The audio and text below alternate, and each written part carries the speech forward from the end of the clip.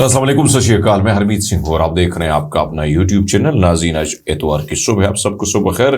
गुज़श्ता 24 घंटों के दौरान बहुत कुछ हुआ है जो बताएंगे इस व्लॉग में। गजा की तामीरी नौ $53 बिलियन का अरब जो है मंसूबा 3 मराहल में क्या होने वाला है, इंकशाफ सामने आ गया है। खबरदार, यमन की इसराइल को एक बार फिर धमकी। आप सबका बहुत शुक्रिया जिस तरीके से आप हमारे साथ जुड़े हैं।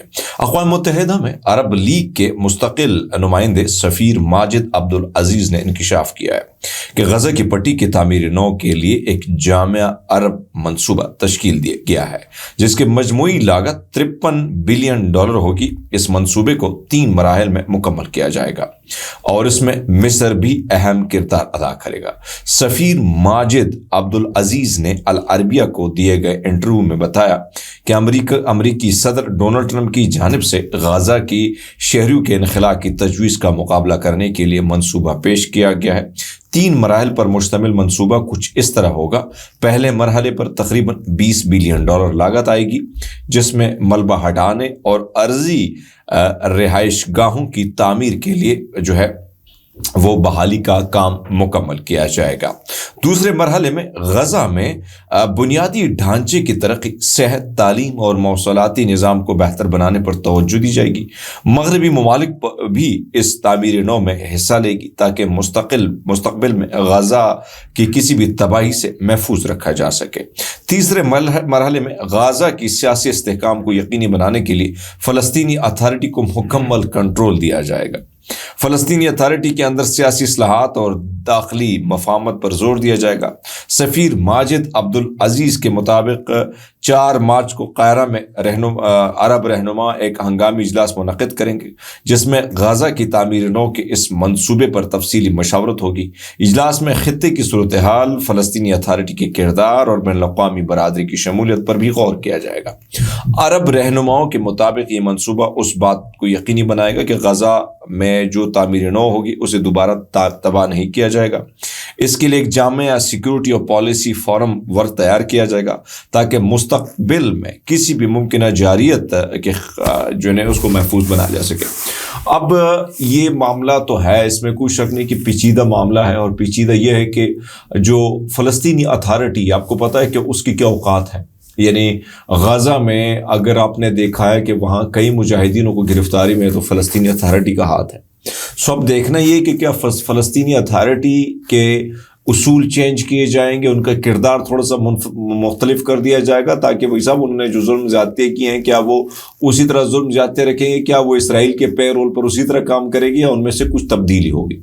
ये मेन सवाल ये है। अंसारुल्लाह के सरबराह ने वार्निंग दी है कि अगर इसराइल ने गजा पर हमला दोबारा शुरू किए तो यमन फौजी कार्रवाई करेगा। अंसारुल्लाह मज़ाहमती तहरीक के सरबराह ने खबरदार किया कि अगर इसराइल गजा पर अपने हमले दोबारा शुरू करता है तो यमनी मुसल्लह अफवाज मुख्तलिफ महाजों पर फ़लस्तीन की हिमायत में मदाखलत करेंगे।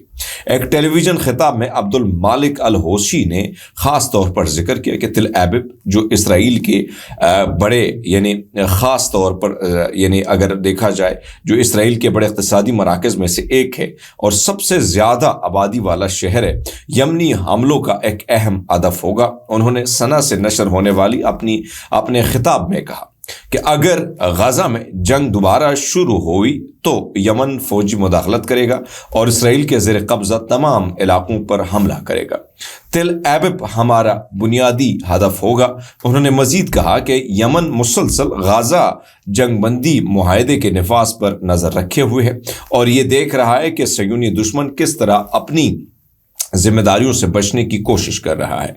अल होसी ने इसराइल पर अमरीका की हिमायत से मुआहदों की खिलाफ वर्जी का इल्ज़ाम आयद किया और ये कहा कि सयूनी रियासत अमरीका की मदद से उन मुआहदों को तोड़ रही है। उन्होंने ख़ास तौर पर इसराइल की जानिब से गजा मिस्र सरहद पर वाक़ फ्लाडीफा कॉरिडोर और रफा क्रॉसिंग जो है उससे अपना फ़ौज हटाने की जगह जंगबंदी मुआहदे की खिलाफ वर्जी करार दी और कहा कि अमरीका उन खिलाफ वर्जियों को हौसला अफजाई कर रहा है। उन्होंने खबरदार किया कि इसराइल इस किस्म की हरकतें करेगा तो हम तैयार हैं। आपको पता है कि यमन की एक चीज़ اور حزب اللہ کی ایک چیز دونوں کہیں نہ کہیں مواصلت رکھتی ہے.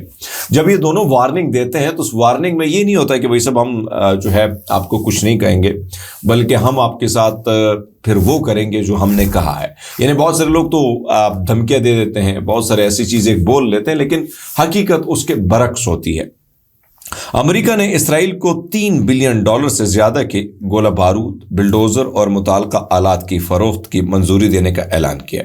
اسرائیلی قبل ازیں گنجان آباد غزہ میں تباہ کن اثرات کے حامل امریکہ ساختہ ہتھیاروں کا استعمال کر چکا ہے.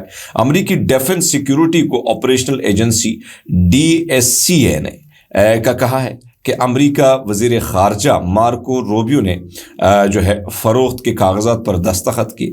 ان میں $2.4 بلین کے کاغذات پر بھی دستخط کی. ان میں سے تقریباً بموں کی بیرونی خول اور دھماکہ خیز ہتھیار، مزید جو ہے $675.7 ملین، دیگر بموں کی خول اور گائیڈنس جو ہے کٹس اور $295 ملین کے بلڈوزر اور متعلقہ آلات شامل ہیں.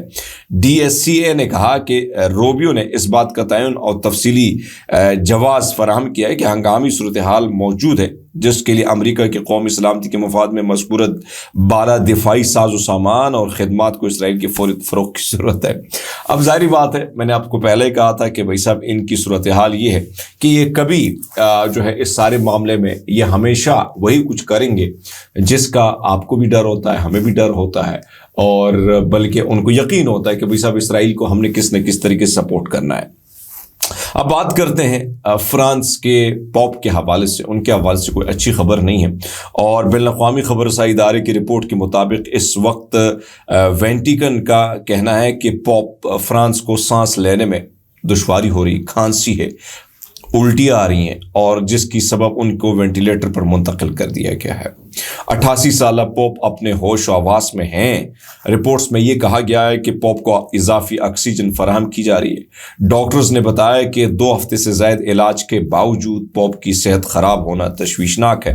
دوسرے نے مسیحی پیشوا جو شدید بیماری اور اسپتال میں زیر علاج ہیں، اسے متعلق صدیوں قبل کی گئی پیشگوئی بھی پھر سے منظر عام پر آ گئی ہے. کیتھولک عیسائیوں کے مذہبی پیشوا جن میں رواں ماہ آغاز میں نمونیا کی تشخیص ہوئی تھی اور تشویشناک حالت میں جو ہے اٹلی کے اسپتال میں زیر علاج کر دیا گیا ہے. یہ صورتحال آپ کے سامنے ہے. اگر آپ اندازہ لگا لیں، میں جو فرانس کے پوپ ہیں میں ان کا بہت بڑا مداح ہوں، اور میرے خیال میں مداح اب سب کو بھی ہونا چاہیے. جس طریقے سے انہیں غزہ کے حوالے سے انہوں نے اپنی آواز بلند کی ہے وہ اس کی مثال نہیں ملتی، اور ہر جگہ ہر پلیٹ فارم پر انہوں نے آواز بلند کی ہے، اور اسرائیل کو براہ راست آپ نے دیکھا کہ ہر محاذ پر انہوں نے للکارا ہے.